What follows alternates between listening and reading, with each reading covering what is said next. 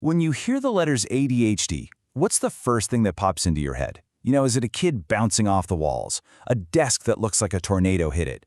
For a long, long time, that's been the public image. But today, we're going to go way beyond that simple checklist to uncover what ADHD really is, a fundamentally different way of experiencing the world. Okay, so let's just jump right in. When we ask, what is ADHD? Most of us, our brains immediately go to a list of behaviors, right? A set of symptoms you either have or you don't. And to be fair, that's officially where the diagnosis starts. So the official rulebook, the DSM, it gives us these 18 criteria, split between inattentive and hyperactive impulsive. You know the ones: making careless mistakes, losing your keys again, fidgeting, interrupting people.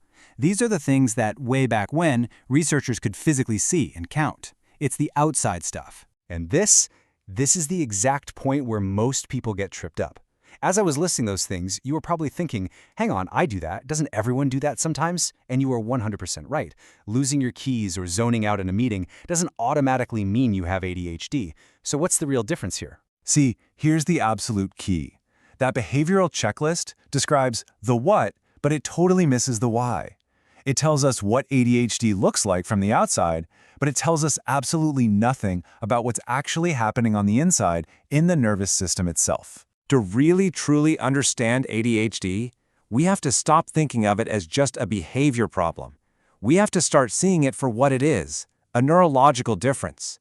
Think of it less like a character flaw and more like a brain that just runs on a completely different operating system. And here it is.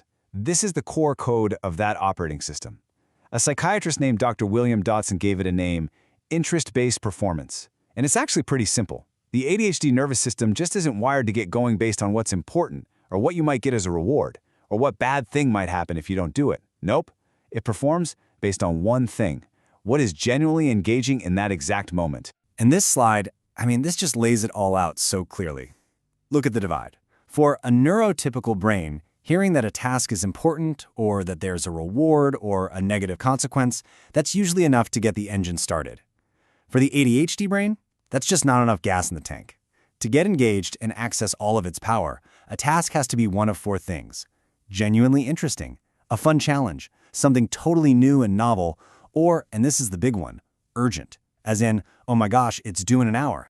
This quote from Dr. Dodson just hits the nail on the head. The very thing that organizes and motivates most of the world, the idea of importance, is perceived by the ADHD brain as just noise. It's like a persistent, annoying little nag in the back of your head that doesn't actually make you do anything.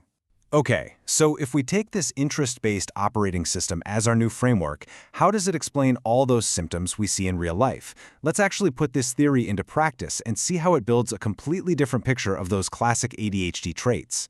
And all of a sudden, it all starts to click into place. That hyper-focus thing isn't some random superpower. It's what happens when the brain finally finds a task that lights up all those engagement switches. Procrastination isn't laziness.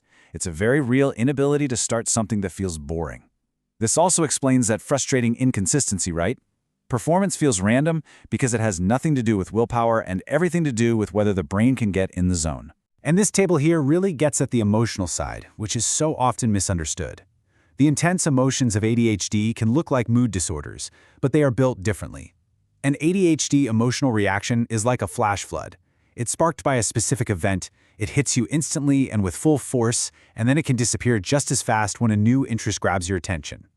A clinical mood disorder, like depression, is more like the tide. It rolls in gradually, it has a life of its own, and it sticks around for weeks, no matter what's happening around you. Now this neurological difference, this operating system, it's lifelong. But the way it actually shows up in a person's life changes, sometimes dramatically, as the world's demands change. The challenges of being a 5-year-old with ADHD are way different from the challenges of being a 35-year-old. And first, let's just get a sense of how common this really is. The old textbooks used to say maybe 5% of people, but that was based on only the most obvious, severe cases. Modern, huge studies from places like the CDC show the real number is much, much higher, somewhere between 9 and 11% of us. So this is not some rare condition. And here's kind of how it evolves. In preschool, you often see what's called noisy ADHD, the super hyperactive, fearless kid that everyone notices. By grade school, the organizational problems really start to show up. In the teen years, that physical hyperactivity often quiets down and turns into this internal restlessness, and the consequences get a bit more serious. And then in adulthood, those same underlying traits are there, but the stakes are just so much higher. What was school failure can become job failure. A kid riding his bike into a tree is one thing. A 28-year-old driving a car into that exact same tree is something else entirely. Now, it's really easy to focus on the impairment side of things, and believe me, that is very real. But it is not the whole story. This different operating system also comes packed with a unique set of pretty incredible strengths. And look, this isn't about romanticizing a disorder. It's about acknowledging the reality of it. People with ADHD often have higher than average IQs. They can be wildly creative, fantastic out-of-the-box problem solvers, and once they finally get engaged in something they care about, their determination is absolutely relentless.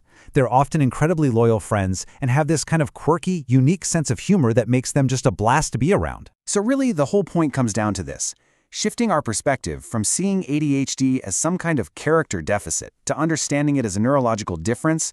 That's everything. It is the key that unlocks empathy, it unlocks effective strategies, and it unlocks the ability for someone with this kind of brain to really truly thrive. So, we've gone from a simple behavioral checklist to a whole different brain operating system, from flaws to features. So I'll just leave you with this one question to chew on.